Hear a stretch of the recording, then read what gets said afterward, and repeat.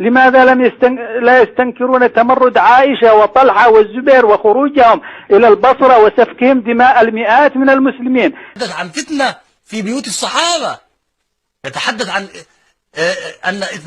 أن 12 هم كما يقول عمار بن ياسر من الصحابة أصلا حرب لله ولرسوله، أصحاب مؤسسة دينية لا تجارية، لديهم مشاريع. يتحدث عن أن بيت عائشة منه قرن الشيطان، وهذا يأتي يفسر تفسير بالرأي. هذا التأويل، هذا التحريف الذي يقول أن الرسول يشير إلى الأعور الدجال. الرسول يشير إلى بيت عائشة. لماذا التلاعب في كلام رسول الله؟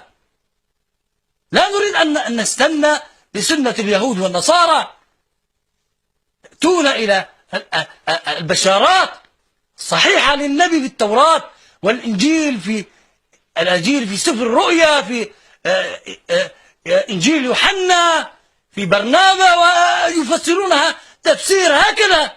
الرسول يشير إلى بيوت الصحابة، إلى بيت عائشة، ويأتي من يتلاعب في كلام رسول الله ويقول إنما أراد الأعور الدجال. أعور الدجال فتنة، وعائشة فتنة، وبعض الصحابة فتنة.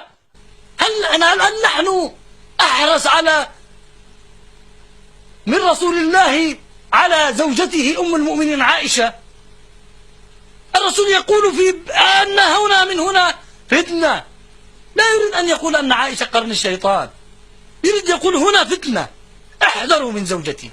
هذه علامة خطر. إذا خرجت عائشة في يوم من الأيام فلا تغتري أيها الأمة، لأنها تريد أن تحارب وصي الأمة.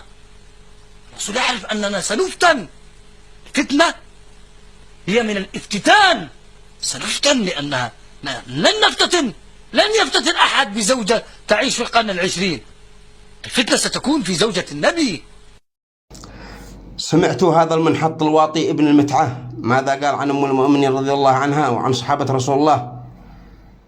قال إن قرن الشيطان، قال الرسول صلى الله عليه وسلم، هو يقصد بيت عائشة، وإن الأعور الدجال هو كان يقصد عائشة، وإن الفتنة فتنة المسلمين وكل الفتن هي عائشة، وإن عائشة وعائشة وعائشة. هذا منهجهم لعنهم الله. هذا التافه عصام العماد.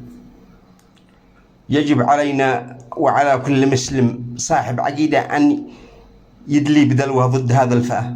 شاركوا المقطع، وضعوا لها لايك من أجل يوصل إلى